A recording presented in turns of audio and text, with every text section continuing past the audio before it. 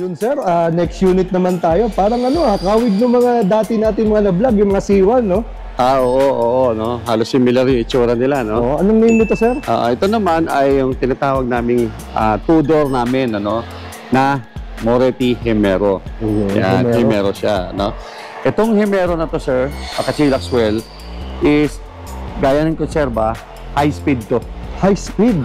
High speed to. Ito po ay express legal, no? Wow, pwede po dumaan na expressway to. Why? Because ang maximum speed ho nito is nasa 100 kilometers per hour. Nice, 100. Tapos ang layo naman na tinatakbo nito, sir, yung range ba, yung range, is 200 kilometers.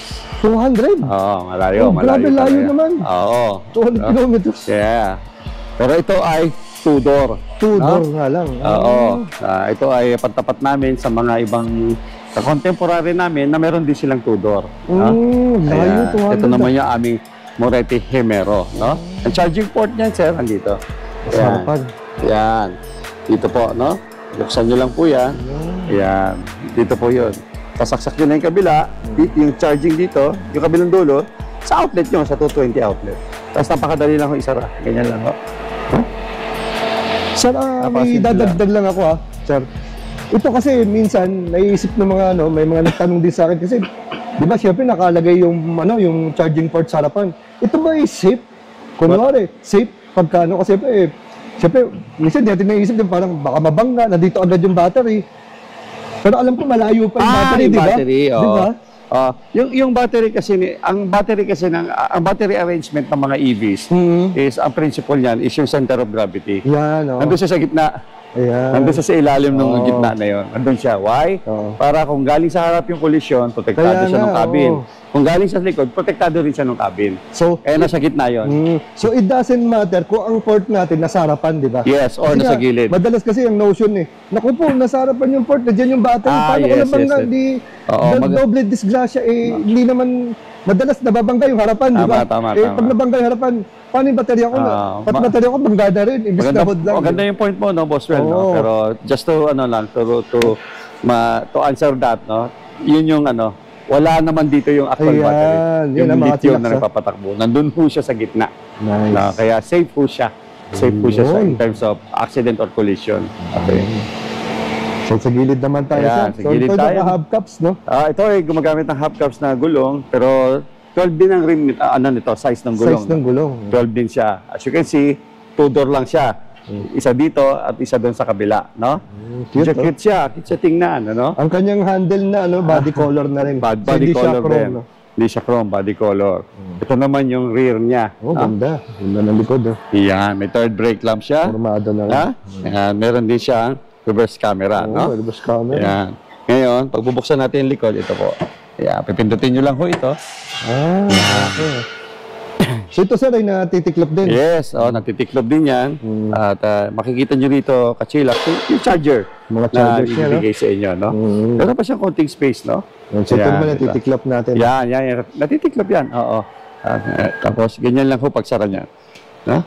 Yan. So, equip siya ng camera at ng sensor. For added safety, no? Para sure na hindi kayo wala kayong maatrasan or para safe talaga. Yes. Bibigyan kayong beeps down, ano? Tapos ito yung kabilang side niya, no? Ito yung kabilang niya, door niya, no? Yan. Dito ka lang pupunta at dito ka papasok. Yan. At saka in fairness, sir, yung mga sidings ito, ganda ng kulay, no? Very vibrant na yung color, lalo na yung combination nito. Yes. Ano bang color to, sir? White, dirty white, tsaka ano ba to? Parang blue yan, ano? Parang blue, no? Ibang pagka-blue niya, no? Yan. Tapos ang yung mga bulsa, haba. May bulsa doon. May bulsa din dito sa side pockets. Correct. Marami kang lagayan. Tapos tingnan natin yung loob, no? Yun, loob naman tayo. Sige. Ito naka-manual pa natin.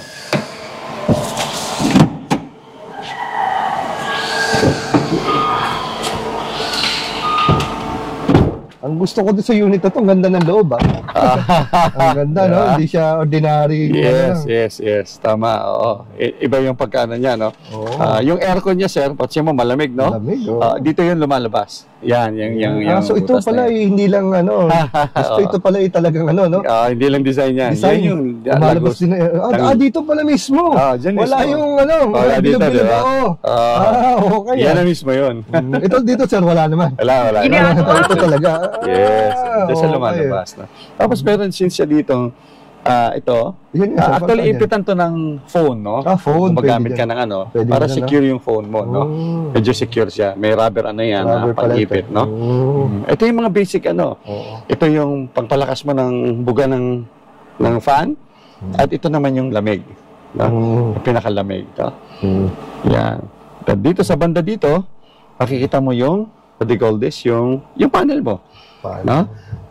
Yung dito yung kilometrahe mo, no? Ito yung battery, no? 72% pa siya, no? Nakita mo dito? Yan, 72% pa siya. 72%. Yeah. Tapos kaya pa niyang tumakbo na 114 kilometers. No? Layo nito, sir. 200 ba yun? Ang ano kasi nito, ang motor power nito, sir, is 20 kilowatt. Na 20 kilowatt na to. At sabi ko nga kanina, express legal to, 100 kilometers ang speed. Tapos, what do you call this? 200 kilometers ang range, no? Ayan. Dito, makikita mo dito, ito yung, pag hinahanap mo sa gilid mo, paano ko bubuksan yung bintana? Dito siya sa gitna. Wala yung, walang buttons dito for the dito power windows. Yan, dito siya sa panel, sa central panel. Andyan yung ng bintana. Dito naman yung yung gear mo, para ka tumakbo, no? Pag nilagay mo sa R, ayan. Meron siyang reverse camera. Maganda dito, equipped na lahat ng ng reverse camera yung Moretti. No? Yes, di ba? Parang standard na, no? Tapos meron siyang yung neutral, papaparada ka, then meron siyang drive, then meron siyang sports mode. No? Ito pala is ang sports mode. Pag nag-drive ka, sir, pag nag-drive ka, tumakbo ka sa expressway, okay, skyway, at naka-drive mode ka lang, hindi ka lalampas ng 60 kilometers per hour. Papapansin mo, nakatodo ka, nakabirit ka na, but 60 lang ang takbo ko. Parang eco mode to. Parang eco mode, okay. Pero pag switch mo sa S, lalampas ka ng 60, aabot ka na ng 100 kilometers per hour. Nice. Pwede rin niyang kontrolin yan. Kontrolin na. Para at least kahit pa paano, pag naka-D ka, at least na-conserve ka ng, ng baterya mo, lalo na, no? Tapos, siguro, pag nagmamadali ka at alam mo naman marami kang baterya at malapit ka naman, di ba, pwede ka mag-sports mode. Itong drive na to, ideal to, Boswell, kung nag-city driving ka lang. City driving, kasi di ka naman talaga bumibilis dyan, eh. Stop go. Ayos lang yan, di ba? Katipid ka pa sa battery. No? Pero you go highway at gusto mo mabilis, shift mo lang sa S. Shift mo lang siya sa S, no? Tapos meron din siyang, Boswell, no? Yung ilaw niya, yung headlamp niya, meron siyang leveler. Pwede mong i-adjust yan. Pag in-adjust mo, yung beam mo tataas or bababa, yung headlight beam mo. So galing. May adjustment yung ilaw. Yes, pwede mo maba. No? Lalo na pag alam mo naman, pag nag-iisa ka lang sa expressway sa gabi, di ba? Minsan, pag masyado mababa yung light mo, hindi mo na makita yung nandoon. Kailangan mo mag-high beam. Pwede, hindi mo kagad kailangan mag-high beam. Ilagay mo lang, iangat mo lang ng konti, aangat yung beam ng light mo, tataas. So, makakatulong din sa visibility mo during your night driving. No? Lalo na kung nasa mga expressway ka. No? Tapos, meron din tong Boswell, no? Automatic speed sensing lock. No? Speed sensing lock. Sumakay ka at hindi mo na lock, pagdating mo na 15 kilometers, tumakbo ka, umabot ka ng 50, maglalak yung door mo. Mag-auto lock, no? Mag-auto lock na yung door mo. Yan. Ito ay two-door din, no? Sabi ko nga two-door, pero pero na ba ikaw? Malaki ka again. Parang yung verbena kanina, diba? Komportable pa rin, so, kahit na sa tingin natin, parang pang Mr. Bean lang, no? Pero pala, kaya yung mga height natin, 5'8", 5'9". Yes, di ba? Tapos ito equipped with electronic power steering, no? So, kaya malambot. Pansin mo, Boswell, again, palad lang. Palad lang, wow. Umiikot na siya, Yun, kaya madali mo siyang i-park. At madali ka magmaniobra during traffic, no? Ayan. Kasi mga basic niyan, ganun pa rin. Nandito yung light, nandito yung sa wiper and everything. Diba? Yan ang ng Hemero. Diba? Malakas din ang aircon. In other words, very beginners friendly. Pwede sa mga babae at saka sa mga senior. Sa mga edad na. Sa mga dahil edad na. Maliit lang siya eh. Madali naman siya. Lalo na kung yung si senior naman natin, ating lolo't lola, ay marunong talaga mag-drive. Exactly. Diba? No? Tsaka sa kanila to. Maganda rin tong Boswell, no? Yung, siyempre sa mga anak-anak natin na single pa na perhaps nagkakagraduate lang. First job nila. Pwede to sa kanila, yung maliit na lang. Napaka na to. Very convenient din sa kanila. Convenient. As you can see, napakalakas ng aircon, diba? Electronic power, diba? At saka malayong nararating 200 kilometers. Grabe 200 para sa maliit na sakyan na to. Maganda nga nito, pwede kang tumawid-tawid sa mga expressway. Pumunta ka skyway, pwede ka. Kasi hindi ka dehado sa bilis. Correct. Kasi 100 kilometers ang bilis na. Mabilis na yun, ha? Correct. Pwede na. So may na naman sila option, no? Kung meron tayong mga binalag na mga slow cars, meron din mga fast at expressway legal. Tama. Depende yan sa use. Depende talaga sa gamit mo, no? Sa gamit, no? Sa gamit talaga. Kasi kung hindi ka naman talaga lumalabas talaga, ang buhay mo, doon lang talaga. You don't need to buy, yung mga ibang unit na high speed and everything. Correct. Pero, lalo na kung may iba ka ng unit. Yung iba kasi mga clients natin, may mga sasakyan na talaga sila na talagang pagbalayuan yun ang ginagamit nila. Pero pag gusto nila, pag dito lang, gusto nila iba. Gusto nga nila e-bike, no? Kaso nga pag umulan, yun ang problema. Doon naman papasok yung slow speed natin. Tama. Yan. With this Hemero, makita mo, pwede kang malayuan. No? Yeah. By the way, Kachilaxwell, this two-door Hemero is at 849,000. Wow, 849,000. Wala pang 1M. Wala pang 1M. Biro mo, wala pang 1M eh. Ang lakas ng aircon, ang ganda na itsura ng loob, ang ganda ng interior. Yes. Diba? Unique. Pwede makapasok sa expressway, less than 1M. Pwede pa. Oo. Diba? Kasi mostly na napapansin ko basta siyempre mga expressway legal mostly mga presyo niyan medyo siyempre nasa 1M pataas at lalo na yung range. Pag yan pumalo ng range ng mga katulad yan, maabot ng 100 kilometers, medyo pricey na Totoo yan. No? With this, talagang kampi pa rin sa atin ang halaga. Abot kaya. Abot kaya. At mas lalong abot kaya yan. Ano yun? Pag kayo ay nag-apply ng installment. Yan. No? Ito po ay pwede nyo nang iuwi sa halagang 45,000 down payment. 45,000. All in. Comprehensive insurance, may warranty yan, 3 years LTO registration. Amen. At only for 45,000. Pwede na nila iuwi, no? Yan. At almost 16,000 a month. Diba? 16,000 a month? 16,000 a month, Boswell. Basically, kung dalawa kayo nagtatrabaho, kaya talaga. No? Abot kaya. Kaya mga Kachilax, nandito kami sa Pasig, sa Moretti, Philippines, sa Pasig, no? Punta lang kayo dito, hanapin niyo ako, si Neil, no? Sir Neil, lagi natin no? Facebook. Ayan, sabihin niyo lang, pagpunta niyo dito, isa lang sasabihin niyo. Sir, nakita ka namin sa vlog ni Kachilaxwell. Huwag nilang kalimutan yun, dahil may mga freebies at cash discount tayo, sabi ni San Jan yun. Kaya yun. Yeah, mga Kachilax package talaga, sa inyo. Maganda na yung down nyo, may Kachilax package pa kayo. Mga Kachilax, ano pa hinihintay nyo? Pumunta na kayo dito. So again, sir, maraming salamat sa pagpapaunlak mo sa ating mga Kachilax. Anytime, Boswell. No? At siyempre, alam natin si Sir Johnny, hindi pumapayag yan ng every 2 or 3 months talagang marami siyang pinapasok para mas maraming option ang everyone. Yes. In behalf of my my boss, managing director, si Mr. Johnny Chotrani, no?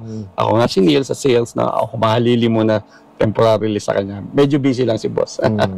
So again, sir, maraming salamat. Thank you. Kachilax. Search muna natin, Sir Neil, para to sa mga subscriber na talagang sumusubaybay sa atin. Kasi nga medyo napabilis yata yung ating pagbablog at gusto naman nila alamin. Kasi nga, sabi nga natin na Max, di ba? At may mga pick-up truck tayo, medyo nakapokus yun. Sabi nga nila, sir, ano bang meron daw sa loob? Medyo, bigyan natin sila ng konting ito naman gaya na ito, naka-camper shell to, no? Ayan, para buksan lang, magpasok tayo ng gamit sa loob. Ito lang, typical pick-up, bababa lang natin yan. No? Yan. Then, itong salamin na ito, tutulak mo lang pataas. Tutulak lang pataas. Ayan, mo na yung so, ito yung loob nito, no? So, napakaluwag. Sa tingin mo, ilan ang capacity nito? Ang Madara Max, Madara Max, ang nito, ang load capacity nito is 600 kilograms. Ayun, 600 kilograms. Yes, 600 Tapos ang kilograms. matanong ko lang, sir, di ba, ito ba yung natatanggal din if ever ko gusto nila tanggalin? O...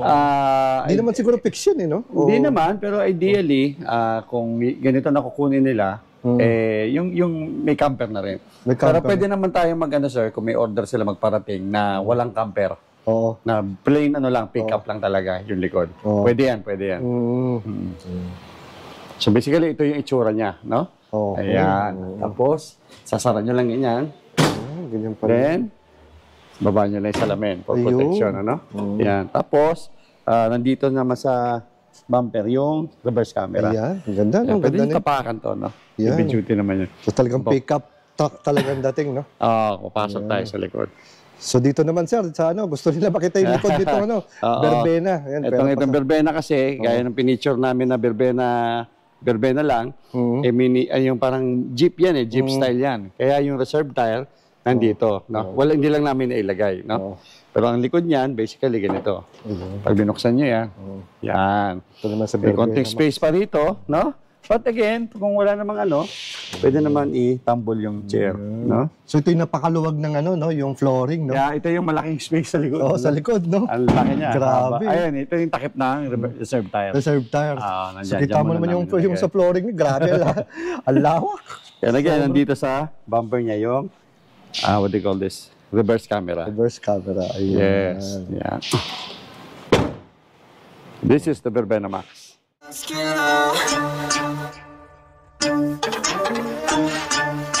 Chillax, chillax.